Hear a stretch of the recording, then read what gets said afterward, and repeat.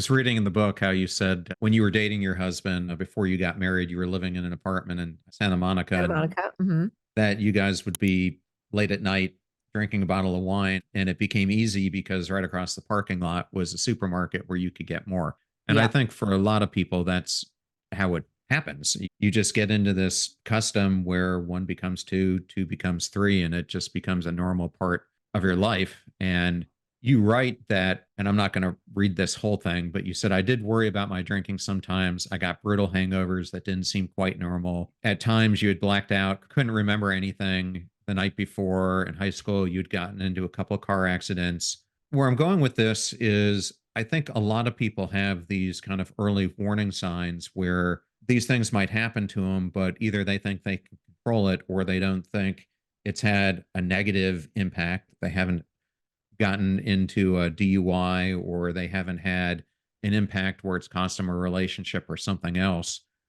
When for you did you start questioning whether your relationship with alcohol was normal compared to it not being normal? Well, I think that I'd always kind of questioned it because of those things that you're saying, but I rationalized it as well. I mean, I told myself things were normal, such as I used to drive drunk a lot. I drove drunk when I was young. I drove drunk in my 20s, and you'd go somewhere. It just seemed, well, how else are you going to get home? What are people taking cabs home from? Like, it just seemed like something that everybody does. And I never thought I was that drunk. I always felt, oh, I've had a few drinks, but I can totally drive. It's a miracle that I never got a DUI or crashed the car. So those were things that were happening when I was younger. And there were times where I would just have just such a bad hangover, need to go to the hospital. I thought I was never going to feel better. And those times I would question, I would be like, this doesn't seem to happen to other people. This seems like a me thing. But then I would just convince myself, I would try many times, I'm not going to drink anymore. That was terrible. I'm never going to drink again. And then, of course, a week or two later, I would be like, what's one drink going to hurt? But I think it was after having a baby that I felt like this is not cute anymore. There was a specific time where it was a Halloween night and my first daughter was only about 2 or turning 2. Yeah, it was like October. Her birthday's in November. So she was almost 2 years old. And we went out for Halloween. We went trick or treating with some friends and I got really drunk. And the thing was, my nobody really said anything about it, but it was my own. I'm a mom now, and I'm not in high school. I got trashed out with friends and nobody else did.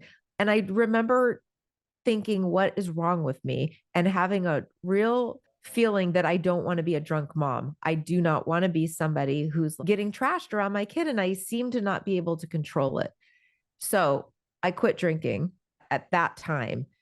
I was like, I'm not going to drink anymore. I'm going to get help. I went to a support group. I meant business, but I wasn't fully committed to it because I don't think I really thought it's alcoholism or I just thought I want to be somebody who doesn't drink. So I tried. And then I got pregnant and it was twins. And then I stayed totally sober through that whole pregnancy. And I was like, oh, okay. Well, people that have a problem with alcohol can't easily stay sober for as long as I just have. It's been like my twins came a little bit early. So, all in all, I'd probably not had a single drink in 9 months, let's just say. So, once my twins were born, I was like, now I got these little babies and I've got a 3-year-old and newborn twins. And I went 9 months without drinking. So, I think I'm fine now. Let's not worry about this because now I really felt like I needed a drink, as you can imagine. So I kind of went back to drinking and it just got bad really quickly. I started trying to make a lot of rules for myself and then was not able to stick to those rules. And I think what you're leading me to is the actual moment that I quit drinking for good. And that was 14 over almost 15 years ago. So I was toying with it in my mind a lot. I kept thinking, I'm only going to drink on weekdays because I was like a stay-at-home writer mom. So it seemed like I want to drink on the weekends, but I won't drink on weekdays. Or I'm only going to drink on weekdays, but I won't drink on the weekend. Or I was making rules. Anybody that's struggled with drinking has done this. This is just trying to moderate. I'm going to do better this time. But each time I made a rule, it felt too hard. Okay, I'm only going to drink on weekdays. So that's Monday through Thursday, because obviously Friday is part of the weekend. Then I'm only going to drink on, you know what I'm saying? So I would do that. And then I would go, it's Monday, but I'm going out with some friends. Let's just not have that rule just for today. Eventually, I realized moderating is hard. It was a struggle every single time. And I kept disappointing myself by breaking my own rules. So I decided, you know what? I'm going to just be easier on myself. I'm just going to be someone who drinks. Let's stop fighting it all the time. That just seems it's just too hard. I'm just going to be somebody who drinks, but I'm only going to have 2 drinks at home and I'm never going to drive drunk. So that went on for a few months and I thought it was going pretty well. But if you're somebody who drinks every day, eventually you are going to go somewhere. And that place that I went was to a little get together with some friends. And I had 2 of my kids with me who are now, what, my twins were 18 months. I had one twin with me and I had my daughter who was 4 at that time. And we're hanging out at this person's house and I had a martini. Then I had another martini. There was a nanny watching the kids. I was having an amazing time. I felt like this is so nice. I have these little kids, but I still feel human. I'm around other adults. And it was just like a really good time. And I felt like I deserve this. I deserve to be having fun.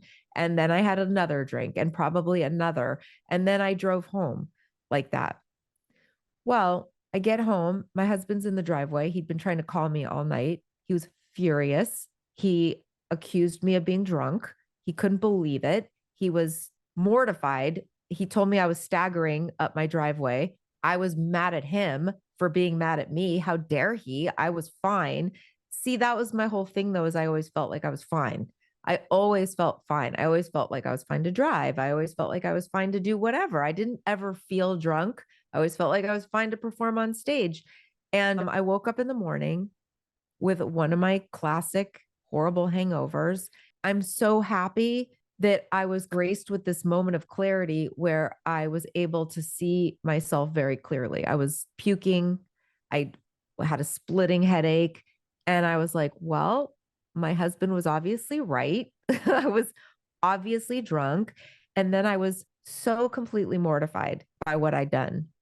And it just hit me. It hit me like a ton of bricks that people that don't have a problem with alcohol don't make a line in the sand that they're not going to ever drive drunk and then immediately do it.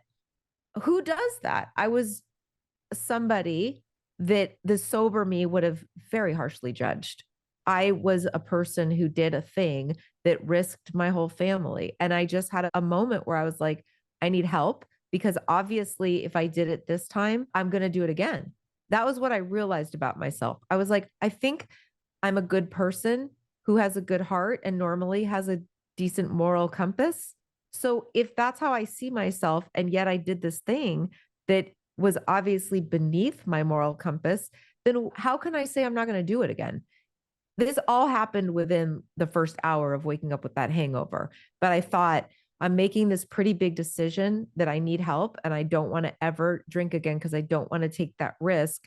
And then I had to do something about it. And that's basically what changed my life.